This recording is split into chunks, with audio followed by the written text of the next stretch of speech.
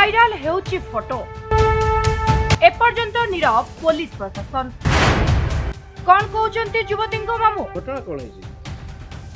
प्रथम तो कहवाई चाहिए मुझे पीड़ितार मामू आमे किछि दिन पूर्वे जानापी पाइलु जे आम झील को गोटे पिला बहुत हैरान करुच्ची इंस्टाग्राम मध्य आम अश्लील फोटो भाइराल हवा देखिलु। यही विषय आम आम लोकल थाना झारपक्रिया को आम कम्प्लेन नहीं जाइलु किंतु आम कम्प्लेन रजिस्ट्रेशन करनथिले से माने कहले जे साइबर ऑफिस रे कम्प्लेन रजिस्ट्रेशन हम आम साइबर ऑफिस मध्य जाइलु। इंस्टाग्राम रु प्रेम और प्रेम परे धोखा आज्ञा हाँ एमिति किछि घटना घटिछि मयूरभंज जिला झारपक्रिया अंचल रे।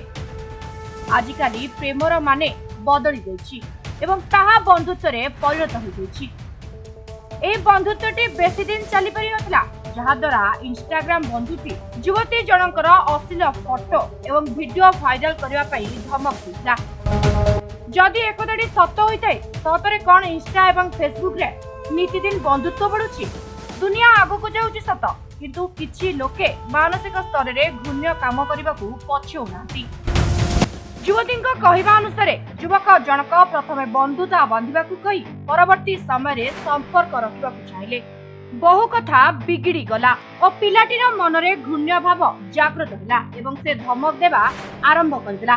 କହିଲା ତୋର ଅଶ୍ଳୀଳ ଫଟୋ ଏବଂ ଭିଡିଓ ଭାଇରାଲ କରିଦେବି।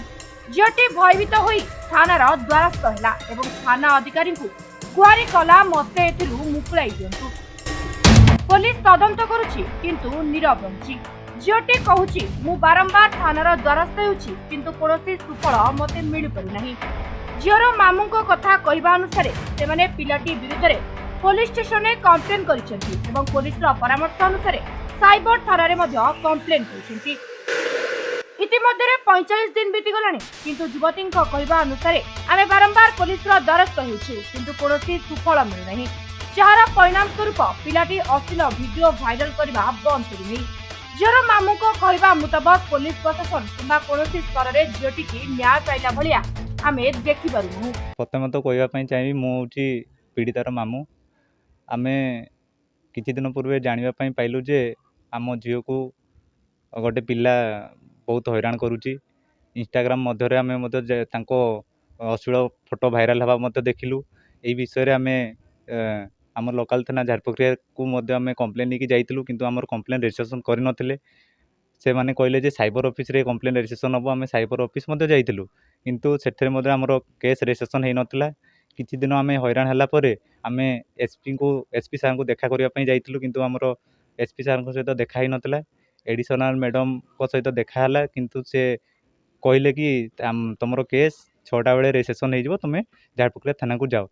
आम हैरान हला परे एप्रिल 11 आम झारपक्रिया थाना को आसिलु एवं केस मध्य रजिस्ट्रेशन होइतला किंतु आज को 1.5 मास हलानी किछि कोनोसी आम न्याय पाइला भलिया आम पदक्षेप एपर्यंत जानी पारलु नहीं किंतु से पिला एपर्यंत भाइराल करवा बंद करूनी आमको बहुत टर्चर करुच्ची। आम बहुत डिप्रेशन में अच्छु झील बारंबार सुसाइड अटेम्प्ट करने चेष्टा कर बुझे रखीचु एमती केते दिन रखिबु। तेणु आम यही गणमाध्यम सरकार को जनइबा चाहूँ जे आमको न्याय दरकार खूब जेते जल्दी आमको न्याय मिलले आमर परिवार सुखमय जीवन रे रहिबे। आम एते हैरान हला परे मध्य प्रशासन किछि शुणु नाही।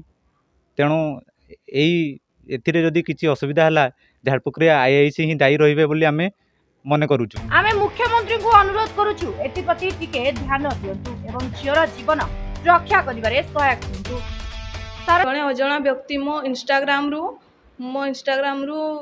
फोटो सेक्सुअल स्टोरी डेली छाड़ी की मते कथा पाई फोर्स कला तो मु भी बाध्य होई तासो कथा हिची तो से तापरे कॉल करी बारंबार से मते हैरान कला आउ वीडियो कॉल करबा पाई भी से बाध्य करे राती अधरे डेली वीडियो कॉल करबा पाई बाध्य करे। मु वीडियो कॉल रो रेस्पॉन्स न देबारु से मते मारी देबो बोली कि जीवन मार देबो बोली से मते धमक मध्य दिए।